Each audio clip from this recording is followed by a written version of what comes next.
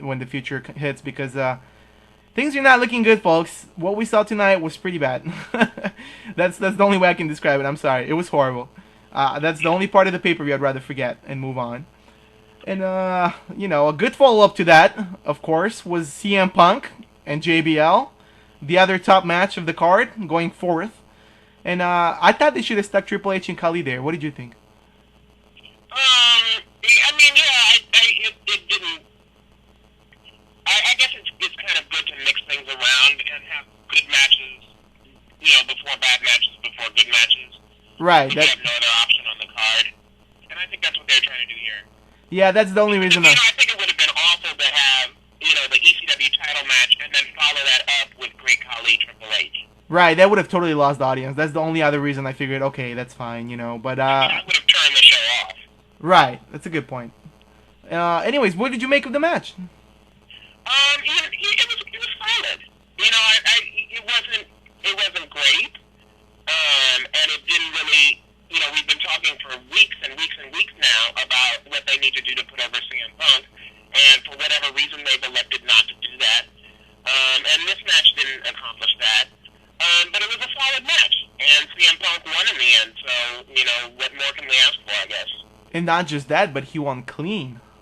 He won clean, absolutely. And, I have to say, that was JBL's best match since he's come back. Would you say so? Remind me, what was his last match? What was the pay-per-view match he had last time? The last match he had was that, what was it, 3 or 4-way match? Oh, yeah. Yeah, this probably was his best match then, I guess. His WrestleMania match I didn't like either. Yeah. That wasn't good. What was it? Was it with Jericho? I don't even remember anymore. Yeah, he's pretty weak in the ring, but, yeah, he did alright. I felt he did alright. He almost killed Punk there when he landed on his head, but that was Punk's fault, really. I don't know what he was thinking spinning in there like that, but anyways, moving right along. He was trained by the same person who trained RVD, probably. Yes, he was being straight edge with his educated feet. But Triple H and the big giant Silva, the American version of it, faced off after that. You mean the Indian version of Giant Gonzalez? Well, I call it the American version because it's WWE grown, but I guess it truly is the Indian version, yes.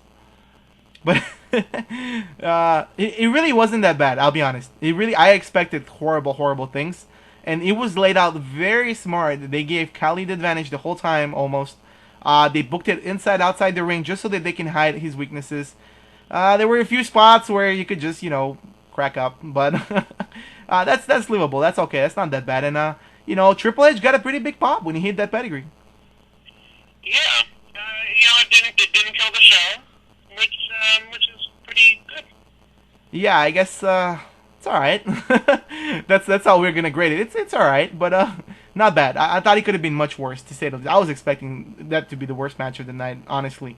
And obviously for some reason I figured they're gonna do something with the ECW title. I didn't know that we're just gonna get a 30-second rundown. Well, I don't see. It seems like a style clash to me, and I don't know how that would have been a good match, even if it were a longer one. Well, it would have been better than the dirt sheet. That's true. That's true. And it would have been better than the kind of sellout finish that they had tonight, but I don't think it would have been good per se. Right, and those 30 seconds that they had, that was the best Mark Henry has looked. He sold that move. He went into the corner. He was running. I mean, anyways, I tried. It was worth a joke. But, yeah, Triple H and Khali was okay. And I guess then we move on to what was the two most important matches of the evening, obviously. Cena and Batista. Go. I thought it was a really solid execution of the feud. And it was actually a lot better than I'd expected. Yeah, that was the first thing that hit my mind. That was way better than I thought it would be. And the better the match got, the more I was sorry that I'm seeing it at SummerSlam and not at WrestleMania next year, because that had the WrestleMania feel to it. Didn't you think so? Yeah, I mean, without having the crowd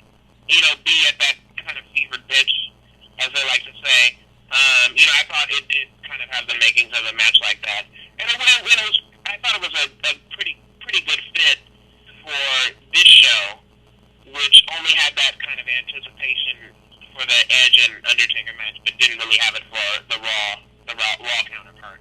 Right, and another thing I wanted to bring up here was I thought Jerry Lawler was amazing in calling the match. He was right on. He just added so much more to it, and Michael Cole did okay too. I thought he did all right with this match, but Lawler had a few good calls. What did you catch the commentary?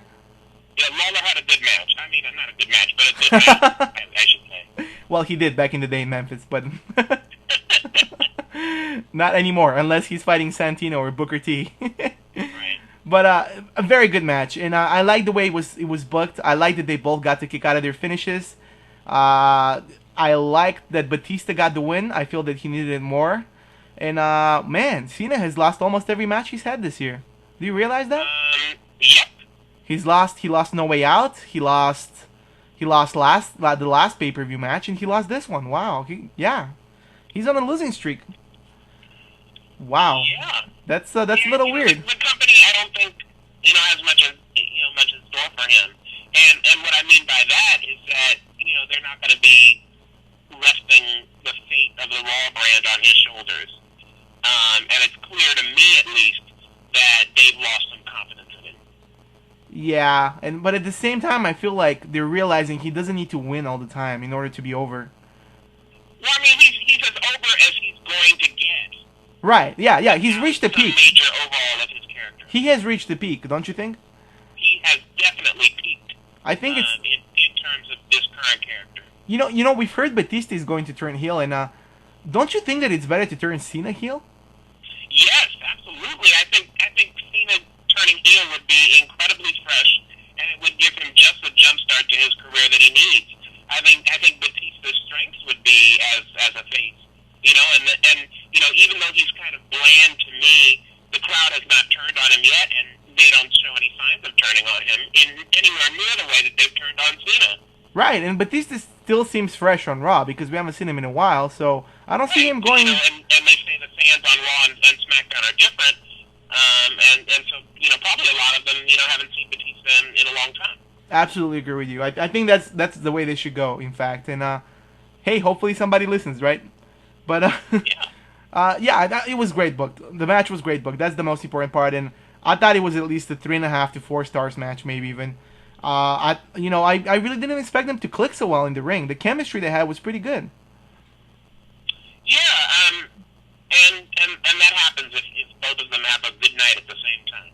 Right, which was the case tonight, and yeah. Batista has proven in the past he can do that, and so has Cena, really. So it's amazing how similar those guys are. And I was thinking when I was watching the match, and I don't remember if it was Cole or was it Lawler. One of them brought up something like, "Oh, this is the first time that young talents that have risen to the top. I mean, this isn't exact wording, obviously, but young talents that have risen to the top get to face each other."